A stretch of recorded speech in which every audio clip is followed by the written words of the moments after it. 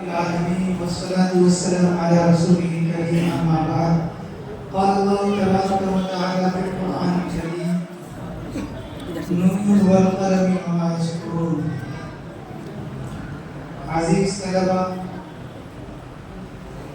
آپ حضرات نے انجمن کے اندر بڑھ چڑھ کر حصہ لیا اور ایک دوسرے سے آگے بڑھنے کی کوشش کی، اس پر آپ مبارکباد کے مستحق ہیں۔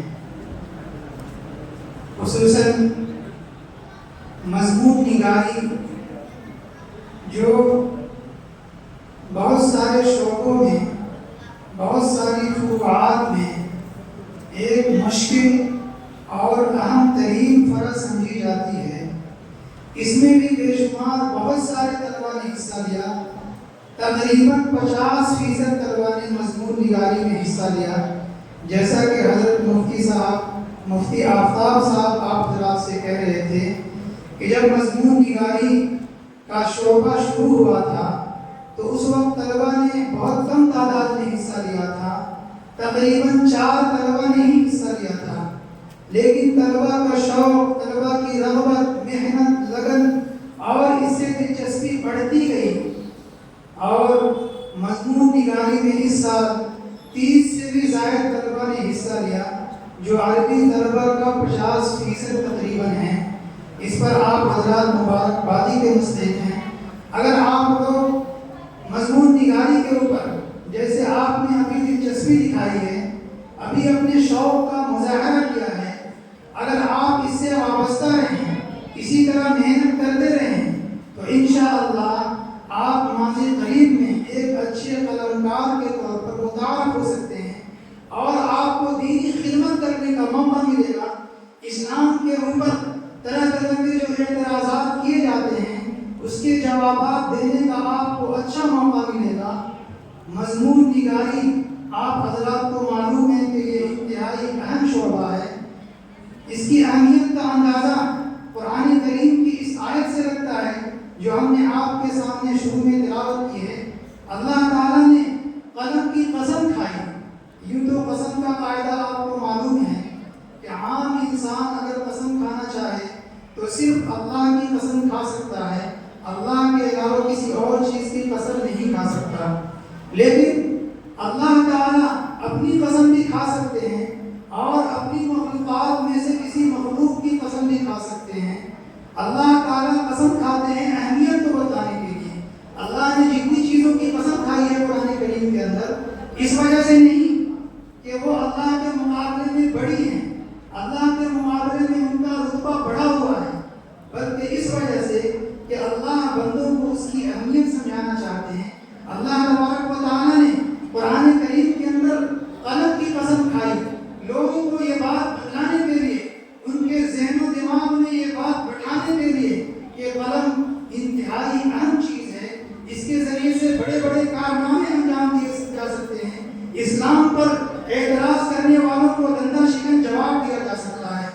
تو خیر، آپ حضرات نے جو اس کے اندر دلچسپی دکھائی، آپ حضرات اس سلسلے میں مبارکبادی کے مستحق ہیں۔ ضروری بات جو آپ سے کہنی ہے، میں ایک آدھ منٹ میں وہ بات کہہ کر اپنی بات مکمل کرتا ہوں کہ بہت سارے طلباء نے مضامین لکھے، بہت سی مرتبہ ایسا ہوا کہ ان کا قلم بہت اچھا رہا، مضمون نگاری کا اسلوب بہت عمدہ تھا، ایسا لگتا تھا کہ شاید ان کی اول پوزیشن آ جائے یا بہت اعلیٰ نمبر آ جائے، لیکن اساتذہ سے رہنمائی حاصل نہ کرنے کی وجہ سے وہ مضمون سے بھٹک گئے۔ جس موضوع پر ان کو لکھنا تھا اسی موضوع کے دائرے میں ان کو لکھنا چاہیے تھا، بقیہ چیزوں کا تذکرہ ضمناً تمثیلاً کر دیتے، مثال کے طور پر اگر دوسری چیز کا تذکرہ کر دیتے تو یہ مضمون کے اندر خوبصورتی پیدا کرنے کا ایک باعث اور سبب بنتا، لیکن ایسا ہوا بہت سی مرتبہ بہت سارے طلباء اصل موضوع سے بھٹک گئے۔ شروع میں اصل موضوع کو شروع کیا، تدہیر کے اندر تدہیر بہت عمدہ قائم کیا، لیکن اس کے بعد جب لکھنا شروع کیا تو پتہ ہی نہیں چلا کہ کس موضوع پر یہ لکھنے بیٹھے ہیں اور لکھتے لکھتے موضوع ہی ختم ہو گیا۔ تو ایک کمی بہت سارے طلباء کی یہ رہی کہ وہ موضوع سے سے ہٹ گئے. جس موضوع پر ان کو مضمون لکھنا تھا ان کو معلوم نہیں ہو سکا کہ ہم اس موضوع پر لکھ رہے ہیں یا کسی دوسرے موضوع پر. دوسری بات یہ ہے کہ بہت سارے طلبا نے موضوع کے اندر رہتے ہوئے بہت عمدہ باتیں لکھی, لیکن مشق نہ ہونے کی وجہ سے, قلم کے اندر روانی نہ ہونے کی وجہ سے, ترتیب اور اسلوب سے واقفیت نہ ہونے کی وجہ سے ان کی ترتیب کے اندر موضوع پر کی جو ترتیب ہونی چاہیے, جو اس کا طریقہ ہونا چاہیے, سب سے پہلے مقدمہ, پھر اس کے بعد مواد. سب سے پہلے مقدمہ کا مطلب ہے تمہیدی بات. جو بات اصل ہم کہنے جا رہے ہیں اس سے پہلے تمہیدی بات کہی جاتی ہے. تو تمہید, اس کے بعد مواد, اور سب سے اخیر میں خاتمہ. لیکن جب وہ لکھنے بیٹھے تو ایسا لگتا ہے کہ ان کو معلوم ہی نہیں پڑا کہ ابھی ہم موضوع کی ابتدا کر رہے ہیں یا اس کی انتہا کر رہے ہیں. ابتدا اور انتہا کسی چیز کا پتہ نہیں چلتا ہے. کب انتہا ہو رہی ہے اور کب اس کی ابتدا ہو رہی ہے کسی چیز کا پتہ نہیں چل رہا ہے. مثال کے طور پر کوئی آپ سے کہے کہ میں بازار گیا, وہاں بہت ساری اچھی اچھی چیزیں بک رہی تھیں. میں ایک دکان کے اندر گیا جس میں بہت عمدہ برتن بک رہا تھا یا بہت عمدہ کپڑا بک رہا تھا. اتنا کہہ کر وہ خاموش ہو جائے, آپ سے سلام مصافحہ کر کے چلا جائے, تو آپ کیا کہیں گے کہ پتہ نہیں, لگتا ہے ان کا دماغی توازن پورے طور پر صحیح نہیں ہے.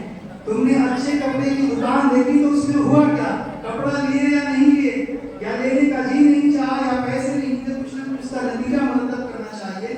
اگر بیچ میں ہی بات ختم کر دے تو بات نامکمل رہ جاتی ہے, سامنے والے کی تشنگی باقی رہ جاتی ہے. ویسے ہی مضمون نگاری کے اندر بھی کبھی کبھی ہم سے ایسا ہوتا ہے, ہم طلبہ عزیز سے, کہ مضمون لکھ رہے ہوتے ہیں, لکھتے لکھتے دیکھا کہ 2 صفحہ ہو گیا ہے, لکھتے لکھتے اچانک واہ دعوانا الحمدللہ رب العالمین یا الحمدللہ یا العالمین, اس طرح کے الفاظ لکھ کر کے موضوع کو ختم کر دیا. تو ایسا نہیں ہونا چاہیے. خلاصہ یہ ہے کہ بہت سی مرتبہ ہم موضوع سے بھٹک جاتے ہیں اور بہت سی مرتبہ موضوع سے نہیں بھٹکتے ہیں, لیکن انداز اور ترتیب اور شروع کے خراب ہونے کی وجہ سے ہمارا جتنا اچھا نمبر آنا چاہیے وہ نمبر نہیں آ پاتا ہے اور ہم اچھے قلمکار نہیں بن پاتے ہیں. اس لیے ہمیں ضرورت ہے اس بات کی. طلبہ عزیز سے میں کہہ رہا ہوں کہ طلبہ عزیز سے یہ درخواست کی جاتی ہے کہ آپ جیسے موضوع سے دلچسپی رکھیں تو خود ہی نہیں لکھیں بلکہ اساتذہ کو بھی دکھائیں. اگر اس کے اندر کوئی کمی ہے, کوتاہی ہے, تو اساتذہ سے پوچھیں کہ اس کمی اور کوتاہی کو کیسے دور کیا جا سکتا ہے, اس کے اندر کون سی کمی ہے, کون سی کوتاہی ہے. اگر آپ اساتذہ کی نگرانی میں رہنمائی حاصل کریں گے تو آپ ایک اچھے قلمکار بن جائیں گے. یہاں اساتذہ 24 گھنٹہ آپ کی رہنمائی کے لیے تیار رہتے ہیں. ایسا نہیں کہ آپ جائیں, اب اس کا یہ مطلب نہیں ہے کہ وہ سو رہے ہوں آپ چلے جائیں. 24 گھنٹے کا مطلب یہ ہے کہ جو بھی ان کے پاس خالی وقت ہے, پڑھنے, تعلیم اور تعلم کا جو بھی وقت ہے, اس وقت میں آپ جا کر ان سے رہنمائی حاصل کریں. تو آپ کی رہنمائی کریں گے, آپ کو بتائیں گے کہ کہاں سے خاتمہ کیسے, کہاں سے مقدمہ شروع ہوتا ہے, کہاں سے مواد شروع ہوگا اور اس کا اختتام کیسے ہوگا. ان ساری چیزوں کے سلسلے میں اگر آپ رہنمائی حاصل کریں گے تو آپ اچھے قلمکار بن جائیں گے. میں انہی چند باتوں پر اپنی بات ختم کرتا ہوں. وآخر دعوانا الحمدللہ رب العالمین.